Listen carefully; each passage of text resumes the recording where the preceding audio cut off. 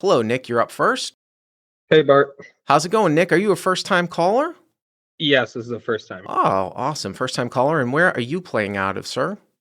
So I'm playing out of a charity room in Metro Detroit, Michigan. A charity room in Metro Detroit, Michigan. Of course, they have poker, right, in Detroit. MGM Detroit's a place I've never played at, Yep. but I've heard these charity games as well.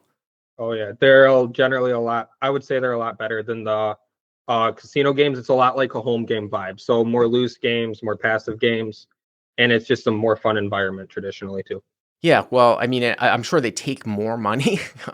I'm familiar with charity rooms in New Hampshire where they take like a certain percentage of their total revenue. So it's probably a little bit more expensive to play there, but So at the cash table, it's a $6 rake actually. oh, they actually rake the game. Oh, Yeah. interesting. Okay, so what's the size of the game you're playing? Yep. So it's a 2-5 game with 500 cap. Okay, so 25500 cap, that's a shallow cap structure. That's like Commerce in LA and Hollywood Park. And then if you're seeing typical open sizes to like 4x or more, you could definitely get into some shallow spots. And this is really the definition of when I talk about and I make, social media posts about how if you're playing in restricted buying games, like heavily restricted buying games, your win rate, if you're a good player, will go up with the amount of time that you spend at the table, meaning that towards the end of your session, usually you will have a higher win rate.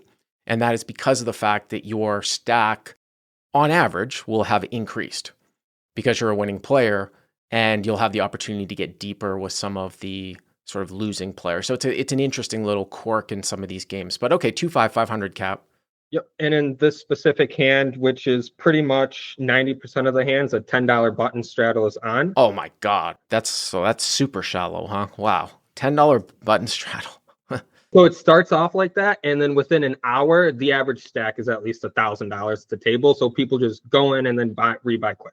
So do they enforce it, or are there people just splashing around in the beginning? No, they're just splashing around in the beginning. Wow. Okay. So $10 button straddle with a $500 cap. And how deep are you to start this hand?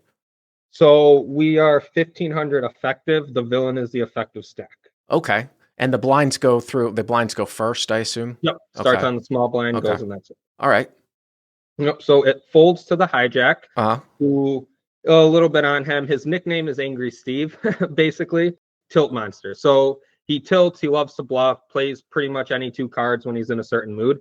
He opens it up to 30, and then I'm in the button in the $10 straddle, and I call with King 5 of hearts. So 2-5-10, hijack raises to 30, and hero calls on the button straddle. And this is even a better situation, or you should even be calling wider in this spot than if you were like in the big blinds. A lot of people don't, it's such an easy concept, right? You would want to play more hands in position. It's just kind of funny. And well, of course, you're in the same situation. I mean, you're already in for 10.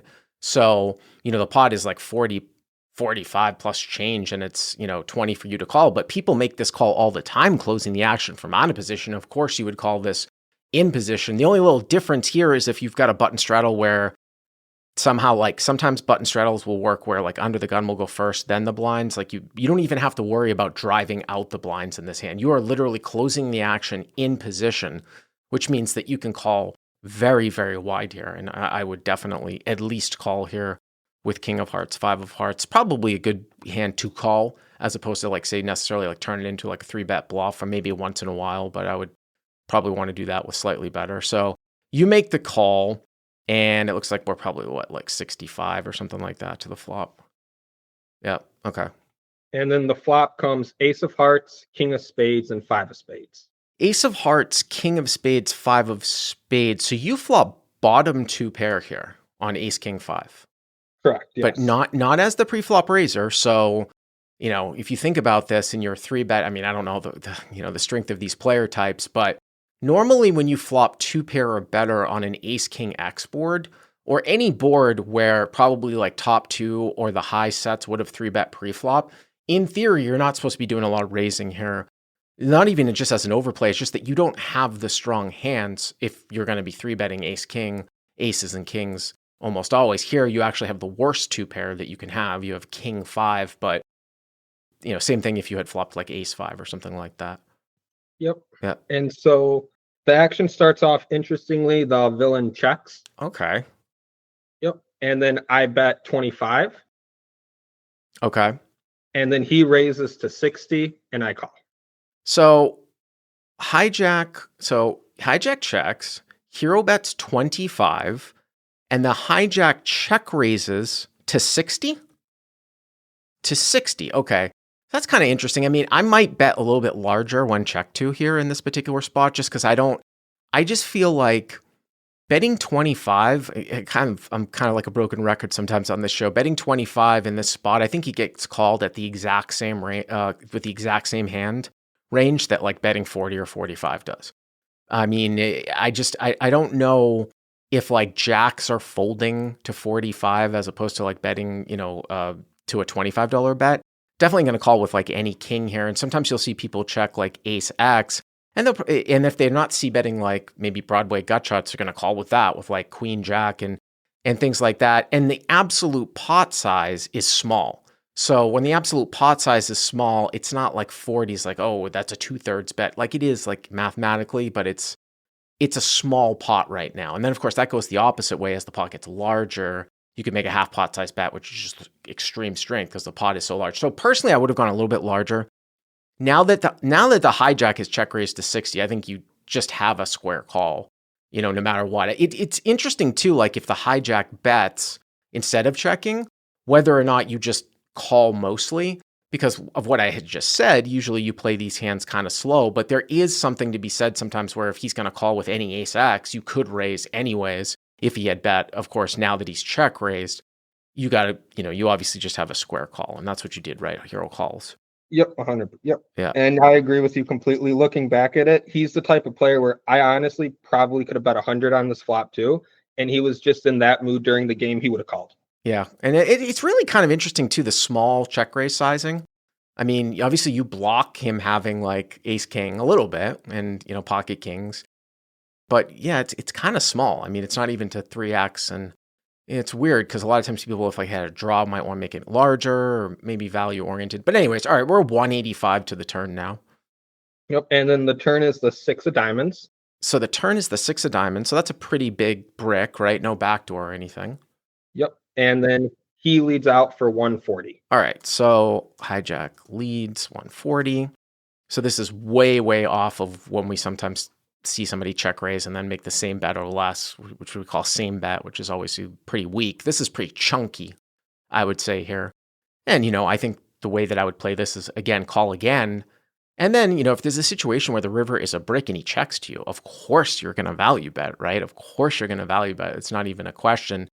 If you call and the river's a brick and then he just absolutely like, blasts at the end and you're like, there's no way this is ace queen, then, obviously we have a decision to make because most people in a charity 2-5 are not going to play ace queen as a check raise bet, just absolutely huge, No, 100%. And I did call. Yeah. Pretty much when I called, I was thinking he can have a lot of ace X of spades, and he specifically can have any 2 spades as well. And like you said, I block all the sets, most of the 2 pairs. So for me, I don't really have any other decision but call. And the pot's 465. You mentioned ace X of spades. Again, it's ace of hearts, king of spades, 5 of spades. So that's a possibility that somebody might play in this manner, like a ace 10 of spades. But again, I think the hand's going to reveal itself because if he has one of those hands and the river's a brick and it's an offsuit, some sort of offsuit card, and he checks to you, well, then that's great, right? Because I don't think he's going to, once he misses spades, but he has ace X, then he's going to probably shut it down a lot. The river comes the ace of diamonds. The ace of diamonds, so you get counterfeit now. Wow. Okay. That's interesting. And he bets out for 375. Wow. So hijack bets 375 now. Well, this is interesting. Here's the reason why this is interesting, because there's 2 things going on here. Number one, when the ace comes, there's less of a chance that he has what he's representing, which is what? Pocket aces, ace king. We already talk about the fact that you block ace king and pocket kings, right? There's less of that chance. Right now, with you holding a king, there's only 4 combos of ace king. And it's very easy to do because there's 2 aces left and there's only 2 kings left because you have a king in your hand. Obviously there's only one combo of pocket kings, because you have a king in your hand. There's only one combo of pocket aces, if it's ever even played this way for this type of sizing, now that there's another ace out there. On the flip side to that, though, now hands that I wouldn't expect to go very large and chunky on the river that weren't two pair, like ace queen, like we talked about, or ace x of spades, maybe now they go this sizing because they feel comfortable now that they have trips. So there's two kind of things going on that's a case in either direction here. Less combos of what he's repping for value, but he's not quite as quote unquote polarized now because of the fact that he might feel like, I've got trip aces here. I can bet ace queen for 375, right? So, you know, if you say that he likes to bluff a lot and he could have a lot of draws and things like that, I mean, it might even just boil down to, like, do you think he takes the sizing with like ace nine of spades here or something like that? I mean, obviously you've got a bluff catcher with good blocking, potentials, Yeah. And so it really boiled down to, number one, the player type. All night he would lose and then get mad and he would do like a Phil Hellmuth speech when people would call him. Mm-hmm. So all night he was playing splashy. I mean, he always does. And so I was sitting there thinking, and at first, I mean, I hated that card, obviously. And then when I was thinking about it a little bit more, the hands that I did think that he had that beat me, the two pairs, ace X, like that, like ace five, ace king, aces, kings, fives, I ended up blocking all of those and ended up just looking at them. And I said, I hate this card. And then I looked at him and then I just called.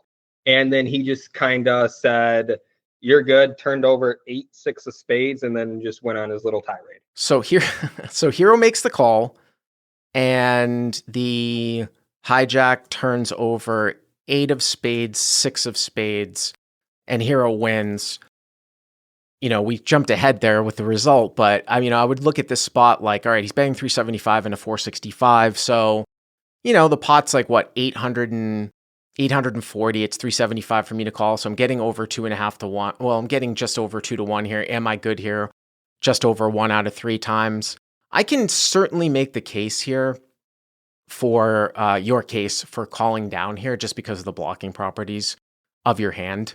And again, it's just like one of these spots where, with the exception of, I guess, some ace x of spades types of holdings, you don't usually see somebody check raise like ace queen, ace jack here. They're more, I'm talking about on the flop, they're more apt to bet. So when you take those hands out and you block like a lot of the thick value, like ace king, ace five, pocket fives, pocket kings, pocket aces, the way that the board ran out, there's a pretty good case to be made for a call. And again, that's the big part of this, is that if ace queen and ace jack aren't played this way, there's just not a whole lot, because now you're looking at just a few combos, right, of ace x of spades. And then the question is, like, does even ace 8, ace 9, ace 7, do they even play it this way? Do they play it for a check raise? Do they continue to bet this type of sizing at the end? So I can certainly see, I understand why you called. Yeah, no, 100%. And that was part of my thinking too, is if he's the type of player, if he has like ace X, not spades especially, like ace queen, ace jack, ace 10, he's going to bet it. As opposed to check raising. Yeah. And that was actually part of the talk that me and him had after the hand, because he wouldn't let it go. So he was like asking me what I thought he had. Yeah. And at the end of the day, it's like I saw him call a jam with 9-4 offsuit because the dude was talking crap to him earlier on. So I was just like, what do you expect me to kind of do here? Yeah. Well, nice hand, Nick. Thank you. Appreciate the call. Thank you very much.